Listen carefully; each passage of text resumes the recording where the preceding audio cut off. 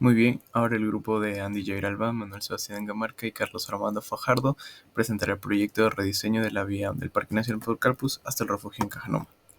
Una vez se tenga el alineamiento horizontal y vertical, se debe analizar la posibilidad de que si es necesario un carril de ascenso en el rediseño de la vía, puesto que un carril de ascenso en el diseño mejora significativamente el nivel de servicio y permite que los vehículos pesados con velocidades reducidas debido a una pendiente pronunciada en una longitud grande afecte el tránsito en el que circula.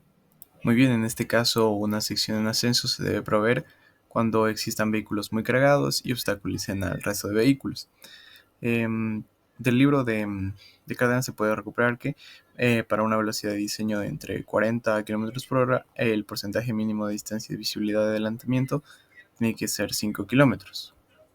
Este valor está relacionado al carril de ascenso, puesto que los carriles de ascenso son una alternativa para facilitar el adelantamiento mismamente en carreteras de montaña que tienen, como yo lo dije, pendientes pronunciadas y además mejoran la seguridad y accidentes de tránsito. Muy bien, pues así existen criterios para que se justifique un carril de ascenso. Muy bien, el primero de ellos es la tasa del flujo vehicular en ascenso excede 200 vehículos por hora. Muy bien, el segundo criterio es que la tasa de flujo de camiones en ascenso exceda de 20 vehículos por hora. El último criterio es que tres subcriterios se deben cumplir para justificar un carril de ascenso. Muy bien, están relacionados el primero a una reducción de al menos 15 km por hora en el camino de diseño. Como se puede ver en la gráfica de la derecha, existe una reducción de la velocidad y una tasa de participación de choques. Muy bien, se ve que a partir de los 15 kilómetros en reducción existe un incremento grande en la tasa de participación de choque, por eso este es un criterio para justificar un carril de ascenso. Otro subcriterio podría ser que el nivel de servicio que existe en la pendiente que se analiza es E o F. Esto está relacionado al porcentaje de tiempo de seguimiento debido a que la carretera es de clase 2. Además, un subcriterio adicional es la reducción de dos o más niveles de servicio entre el elemento de aproximación y la pendiente. Muy bien, el primero de estos subcriterios está relacionado a las longitudes críticas, que para este caso se ha asumido un vehículo de tipo recreativo, el de diseño, y una velocidad de entrada de 90 km por hora. Para este análisis se ha obtenido la curva y una reducción de velocidad de 15 km por hora para unas pendientes mayores al 6%, se obtiene que la longitud crítica es de 500 metros. Como se puede ver en la parte de aquí de la izquierda se tiene la recolección de los tramos, la pendiente que existe en cada tramo y su longitud, acompañada de su longitud crítica. Para el primer subcriterio hay tramos que tienen una pendiente menor a 3%. Si se ve en la parte de la gráfica de la derecha, no existen valores de 3%. Esto es debido a que no se examina para pendientes bajas. Ahora, la longitud crítica para el tramo 2 no se cumple, mientras que para el tramo 8 sí existe una longitud crítica eh, menor a la longitud real. Por eso este subcriterio se cumple. Bueno, seguidamente se analiza el segundo subcriterio, el cual es que el nivel de servicio existente sea de E o F para justificar un carril de ascenso. Esta revisión se lo ha hecho con el manual, el HCM, y los valores de nivel de servicio están en función del porcentaje de tiempo de seguimiento. Muy bien. Muy bien, el nivel de servicio existente en un tramo está en función de sus características y se ve que aquí, por ejemplo, para el tramo 1 existe un porcentaje de tiempo de seguimiento bajo, lo que nos da un nivel de servicio A, y igual exactamente para cada uno de los tramos. Por lo que este subcriterio no se cumple y tampoco se cumple el tercero, que exista una reducción de dos o más niveles de servicio entre el elemento de aproximación y la pendiente, por lo que no se justifica un carril de ascenso y no se calculan longitudes ni abocinamientos. Sin embargo, debe considerarse esto para el desarrollo en el civil al añadir un carril un carril de ascenso se debe modificar la sección transversal. En el siguiente capítulo hablaremos acerca de la rampa de escape. Una rampa de escape es un espacio para que los vehículos fuera de control reduzcan su velocidad y se alejen del flujo principal de tránsito, ayudando principalmente a la seguridad de una carretera que está en descenso con pendientes longitudinales excesivas, evitando y minimizando el riesgo de colisiones, impactos y volcamientos. Existen diferentes tipos de rampas de escape, entre las cuales podemos encontrar las rampas por gravedad, la pila de arena y el lecho de frenado. Las rampas de gravedad se caracterizan principalmente porque son construidas en pendientes ascendentes, siendo la fuerza de gravedad su principal fuerza que ayuda a disminuir la velocidad de un vehículo fuera de control. La pila de arena se utiliza mediante un volumen de arena que se coloca en una estructura fuera de la carretera para que el vehículo pueda utilizar esta para disminuir su velocidad. Y finalmente, el lecho de frenado puede ser construido tanto en pendientes descendentes, pendientes horizontales y pendientes ascendentes, siendo la fuerza de rodamiento aquella que disminuye la velocidad y su principal promotor de disminución de velocidad. Se debe tener en cuenta algunas consideraciones para su ubicación. Unas de estas se detallan a continuación. Estas deben ser construidas en alineamientos rectos de la carretera. También deben ser ubicadas antes de curvas horizontales donde el vehículo no pueda negociar la maniobrabilidad en la curva.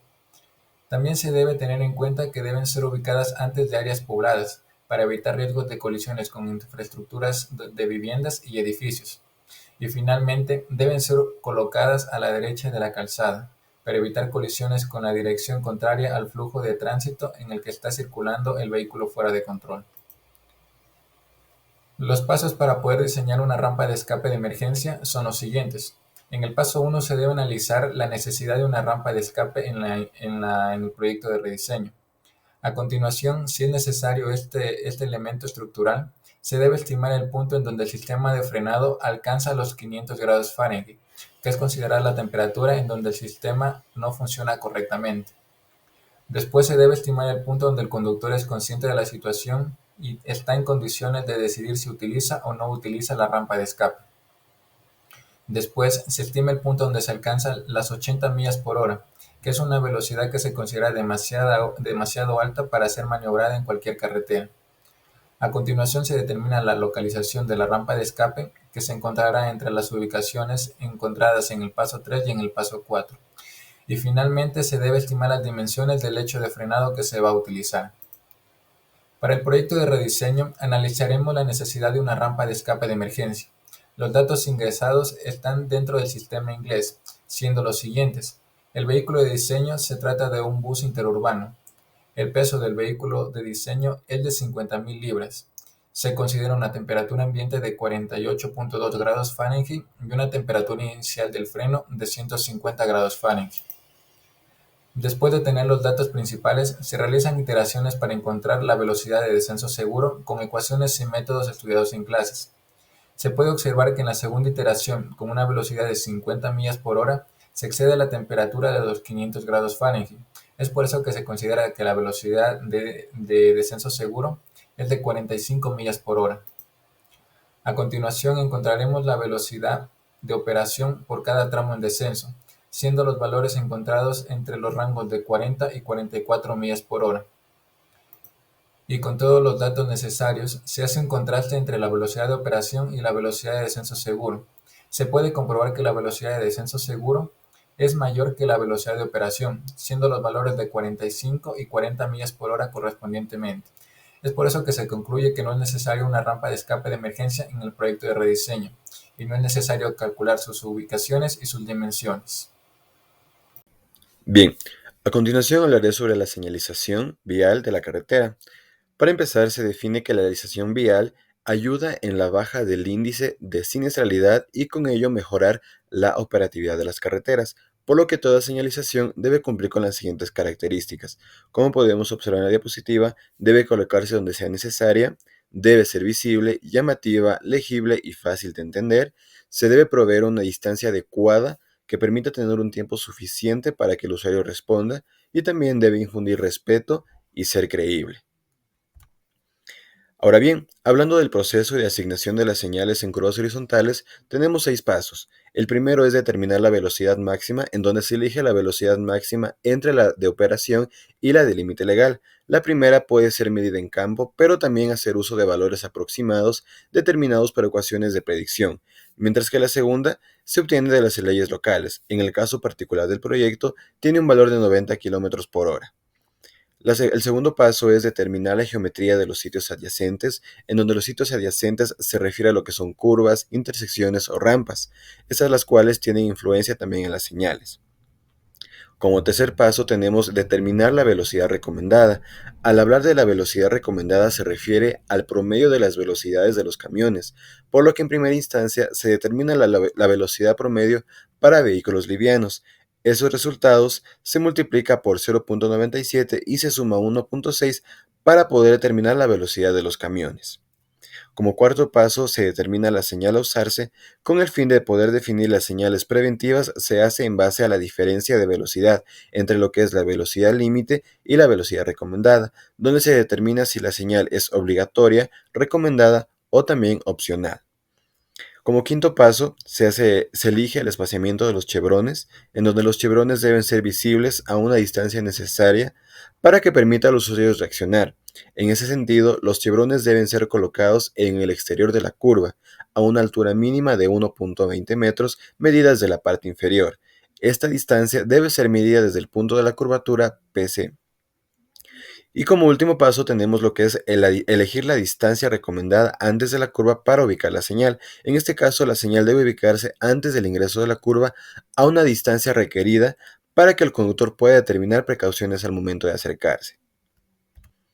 Bien, al hablar de la metodología, en este caso la metodología aplicada fue la proporcionada por Federal Highway Administration, la cual ofrece un software conocido como Curve Advisory Speed, o en sus siglas también CAS, que brinda una hoja de cálculo que automatiza los procedimientos y acomoda varios métodos.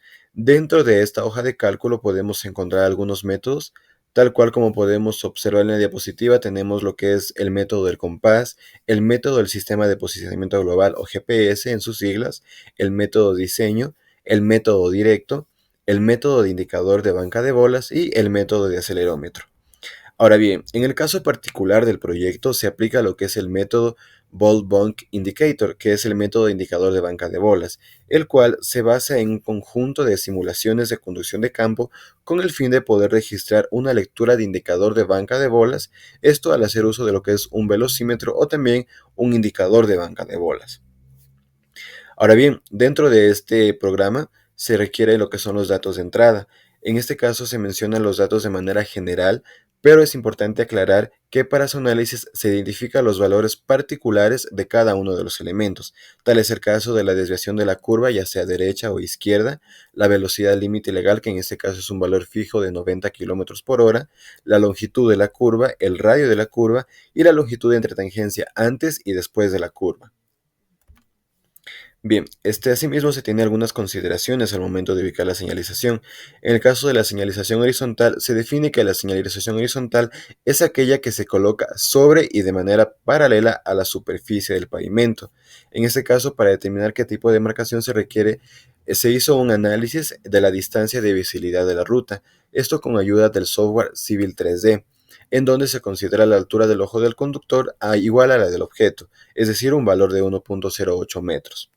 Entonces, en ese sentido, cuando la distancia de adelantamiento se cumpla, se mostrará con la palabra no, y en esos tramos será necesario aplicar lo que son las líneas discontinuas, mientras que en los tramos donde no se cumpla la distancia de adelantamiento, se mostrará con la palabra yes y se colocará en lo que son líneas continuas. En ese caso, cuando se ubica líneas continuas, se indica que no se puede adelantar, y cuando se tiene líneas discontinuas, se indica que en esos tramos sí se puede adelantar. Bien, lo que es la señalización vertical se corresponde a lo que es la señal que se coloca de manera perpendicular a la calzada, y en este caso se determinó o se sirvió de ayuda a lo que es la normativa ecuatoriana, en este caso la ININ 004-1-2011. Y bueno, finalmente podemos ver lo que son los resultados. empezando por la señalización horizontal, donde se puede observar los tramos donde se ubican lo que son las líneas tanto discontinuas como continuas. En esta diapositiva se muestra un pequeño extracto de toda la ruta como tal. Y finalmente lo que es la señalización vertical, que aquí ya podemos observar las gráficas de AutoCAD Civil 3D, ya con las señales ubicadas, tanto considerando lo que son la distancia antes de la curva, la distancia entre los chevrones y la respectiva velocidad también recomendada dentro de ese tramo. Seguidamente, tenemos la predicción de siniestros viales. Para poder realizar la predicción de siniestros viales, se debe considerar el tránsito promedio diario y también las características geométricas de la carretera. Para ello, se ha utilizado el programa IHSDM, que considera la metodología de la predicción del Highway Safety Manual. Los valores del tránsito promedio diario anual se han considerado en aumento en un periodo de 15 años, siendo los valores mostrados en la siguiente tabla, donde encontraremos valores desde el año 2024 que se han encontrado en análisis de tránsito realizados anteriormente y utilizando un factor de incremento hasta el año 2039, se ha visto que existe un aumento del tránsito promedio diario de diseño de 7 hasta un total de 12 vehículos por día. También se debe considerar que en la metodología utilizada se debe utilizar un factor de ajuste, ya que el Highway utiliza valores de condiciones base, en donde encontraremos características como el ancho de carril, el ancho de espaldón, el tipo del espaldón, la tasa de peligrosidad de la zona. También se ha considerado una densidad de accesos y una curvatura horizontal y las longitudes, tanto de la banda central, del carril de adelantamiento y también carril de giro.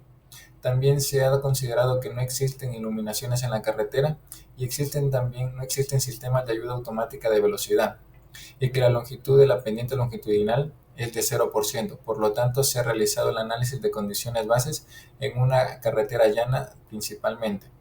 Para el factor de ajuste se ha utilizado un valor de 0.2 que se ha encontrado mediante estudios en la vía de Loja a Malacatos.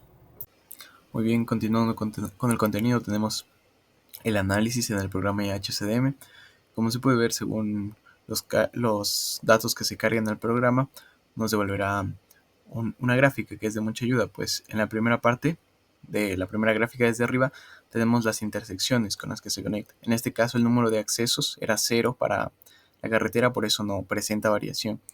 En la segunda gráfica se trata de la elevación, es decir, las cotas. Aquí la cota de entrada, la primera, y la cota a la llegada. Se puede ver que este coincide con el perfil longitudinal que se obtiene del Civil 3D.